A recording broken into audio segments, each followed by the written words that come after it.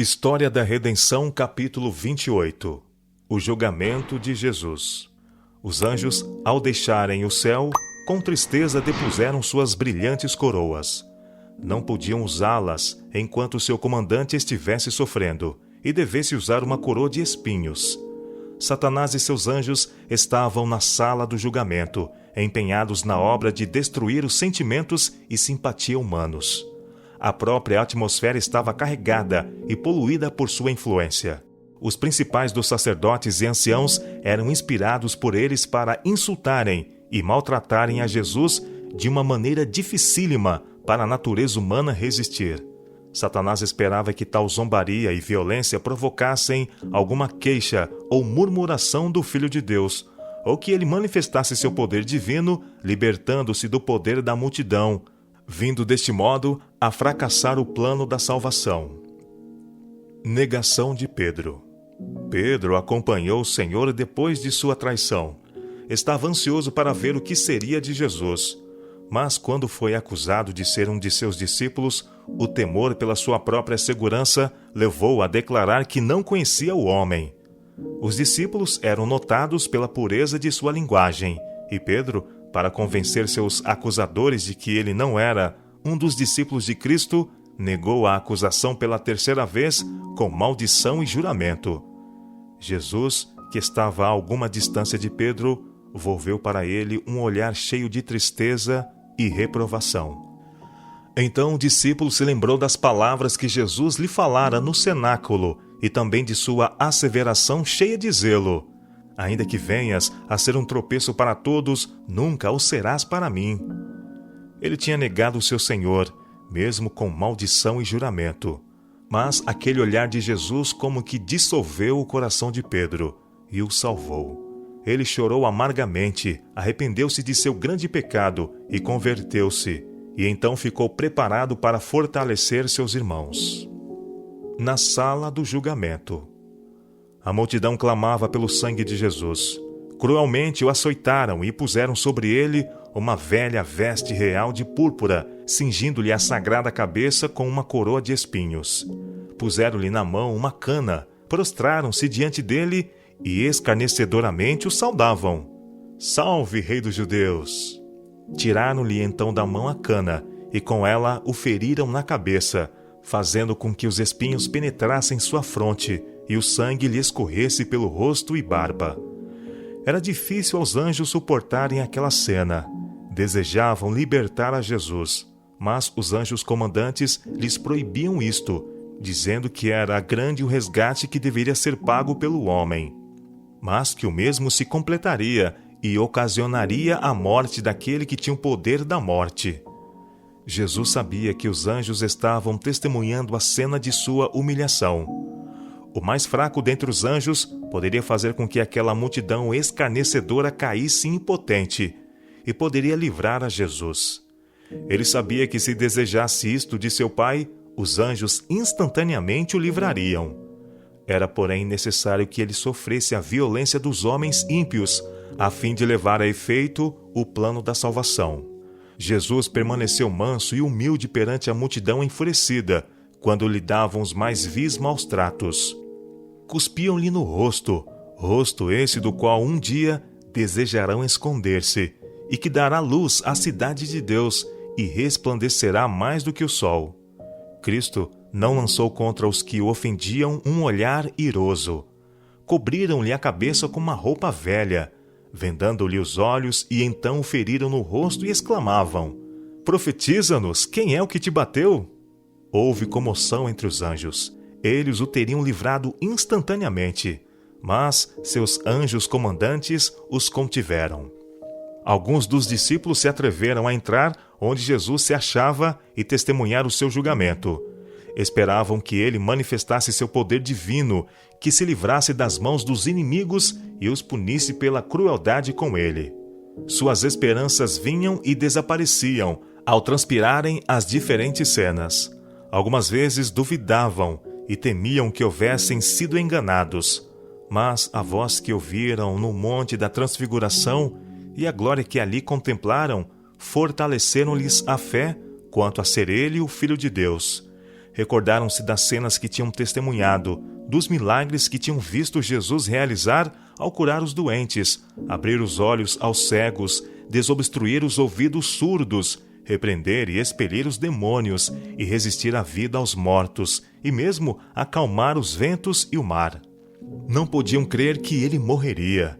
Esperavam que ainda se levantasse com poder e com sua voz soberana dispersasse aquela multidão sedenta de sangue, como fizera quando entrara no templo e expulsara os que estavam a fazer da casa de Deus lugar de mercadorias, e quando fugiram de diante dele como se fossem perseguidos por um grupo de soldados armados.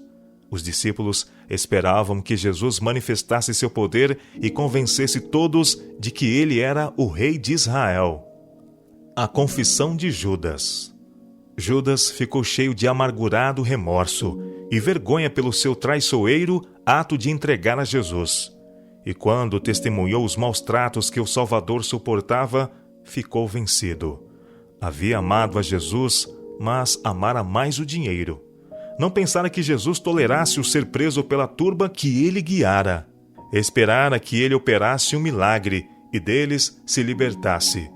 Mas quando viu a multidão enfurecida na audiência, sedenta de sangue, sentiu profundamente a sua falta.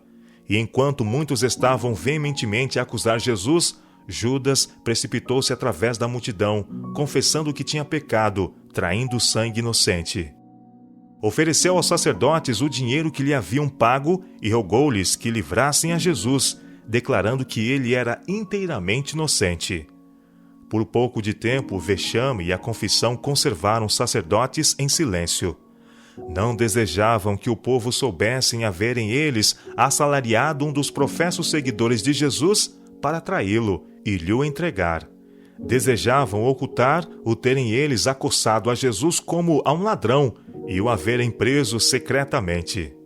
Mas a confissão de Judas e sua aparência decomposta, criminosa, desmascararam os sacerdotes perante a multidão, mostrando que foi o ódio que os fizera prender a Jesus. Ao declarar Judas em alta voz que Jesus era inocente, replicaram os sacerdotes: "Que nos importa? Isso é contigo." Eles tinham Jesus em seu poder e estavam decididos a mantê-lo seguro.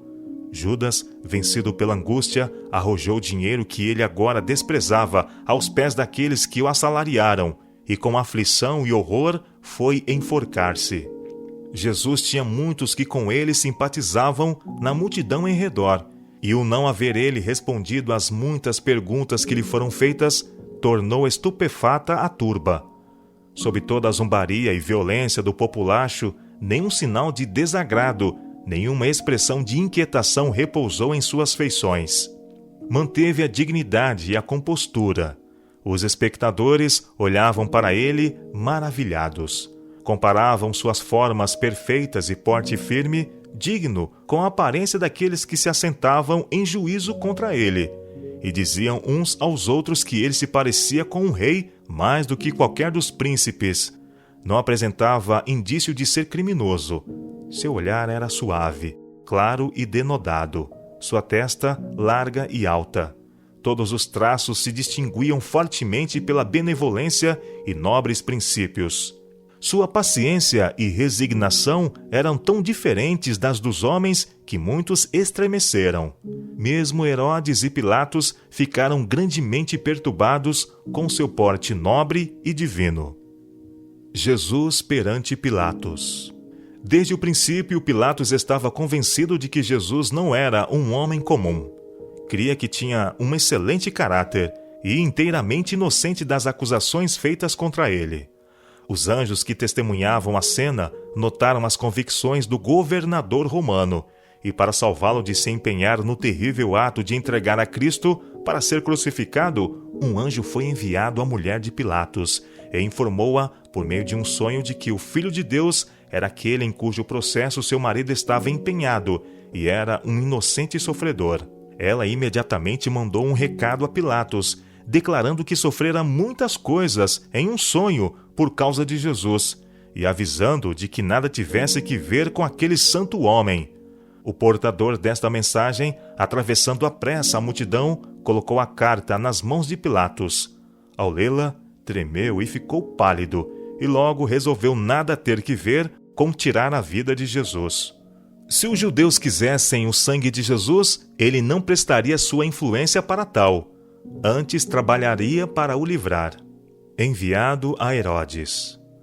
Quando Pilatos ouviu que Herodes estava em Jerusalém, sentiu-se grandemente aliviado, pois esperava livrar-se de toda a responsabilidade no julgamento e condenação de Jesus. Logo o enviou, com seus acusadores, a Herodes. Este governante se havia endurecido no pecado. O assassínio de João Batista lhe deixara na consciência uma mancha de que se não podia livrar.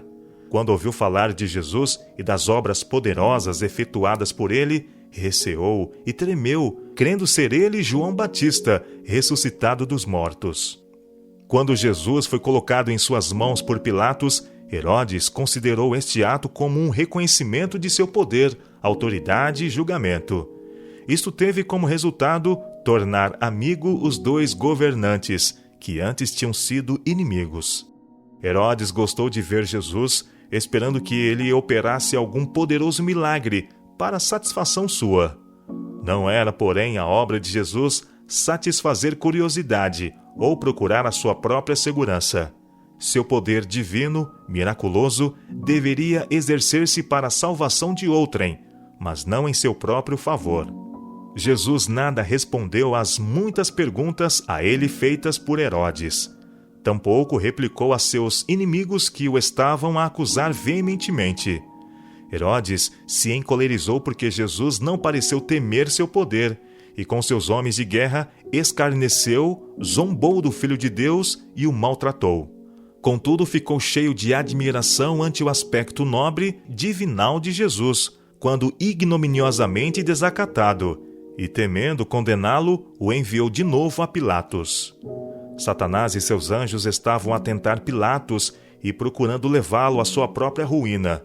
Sugeriram-lhe que, se ele não tomasse parte na condenação de Jesus, outros o fariam.